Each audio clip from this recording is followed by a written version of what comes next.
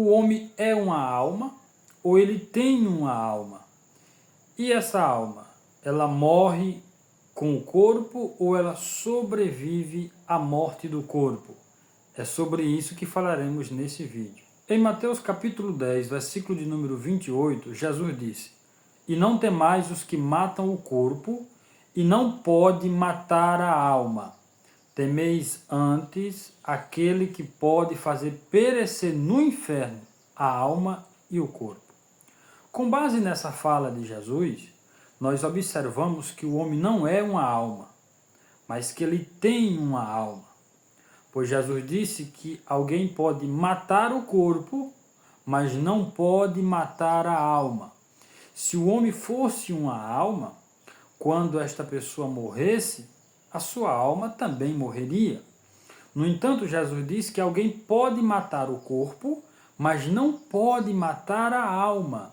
Em Apocalipse capítulo 6, do versículo 9 ao 11, João registra que viu debaixo do altar de Deus as almas dos que foram mortos por amor da palavra de Deus e do testemunho que deram.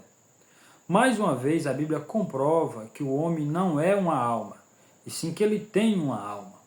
Pois se o homem fosse uma alma, não faria sentido João dizer que viu debaixo do altar de Deus as almas dos que foram mortos.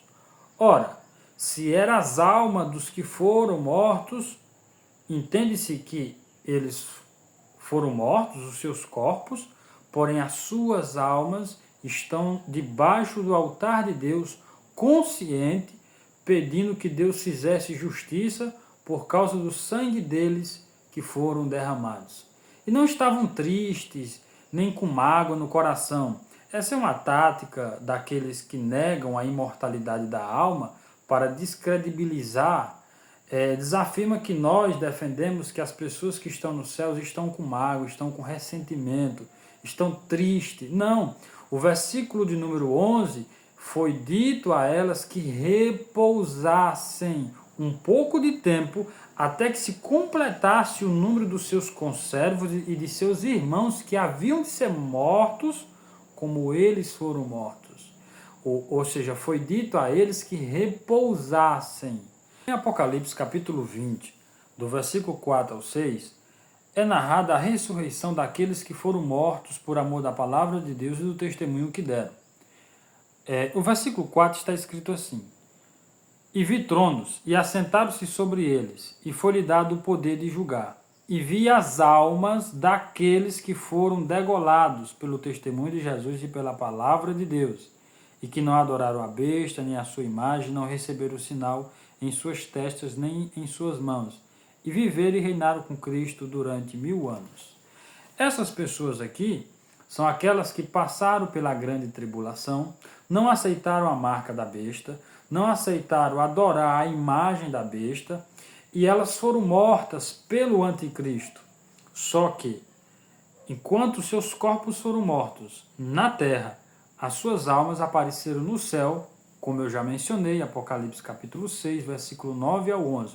Ou seja, os seus corpos foram mortos, mas as suas almas estavam na presença de Deus, conforme Jesus disse em Mateus capítulo 10, versículo 28, que o corpo pode morrer, mas a alma não pode morrer. No primeiro livro dos Reis, no capítulo 17, do versículo 17 ao 24, está narrado a história da morte do filho da viúva de Sarepta. Naquela ocasião, ela vai atrás de Elias para que ele ore, para que o menino volte a viver. E na oração de Elias, ele diz assim: "Ó Senhor meu Deus, rogo-te que a alma deste menino torne a entrar nele." E o Senhor ouviu a voz de Elias, e a alma do menino tornou a entrar nele e reviveu. Então fica claro que se o homem fosse uma alma, não precisaria Elias orar para que a alma do menino tornasse a entrar nele, pois o próprio ser humano já é uma alma. Em Lucas 23, 42, um dos ladrões pediu para Jesus: "Senhor Jesus, lembra-te de mim quando vieres no teu reino." E aí Jesus responde: hoje estarás comigo no paraíso. Observe que o pedido do ex-ladrão visava o futuro. Lembra de mim quando? Só que Jesus responde no presente. Ele disse, hoje estarás comigo no paraíso. Se o homem não tem uma alma, o que o Senhor Jesus levou naquele mesmo dia para o paraíso? A confusão que muitas pessoas fazem com a palavra alma é querer dar a ela um único significado. Nós sabemos que as palavras são polissêmicas e a palavra alma não é diferente. Ela não possui um único significado. Como, por exemplo, Romanos 13, versículo 1. Paulo diz, toda alma esteja sujeita às autoridades superiores. Que alma é essa? Claro que Paulo não está dizendo que a alma das pessoas tem que ser sujeitas às autoridades. Mas ele quer dizer, todas as pessoas sejam sujeitas às autoridades. Alma aqui se refere à pessoa, mas não significa que a pessoa não tenha uma alma. Em Mateus 26, versículo de número 38, Jesus disse, a minha alma está cheia de tristeza até a morte. Nós vemos aqui a alma como fazendo parte dos sentimentos do ser humano. Em Levítico 17, 14, está escrito que a alma de toda carne é o seu sangue. Ou seja, vemos aqui a palavra alma retratada como vida, como sangue. E para fechar, Mateus 10, versículo 28, não temais os que matam o corpo e não podem matar a alma. Ou seja, a alma aqui é a parte imaterial do ser humano que sobrevive à morte do corpo. Por que imaterial? Porque a alma não tem matéria humana como é o corpo. O corpo foi feito do pó da terra. A Bíblia diz que o Senhor formou o corpo do pó da terra.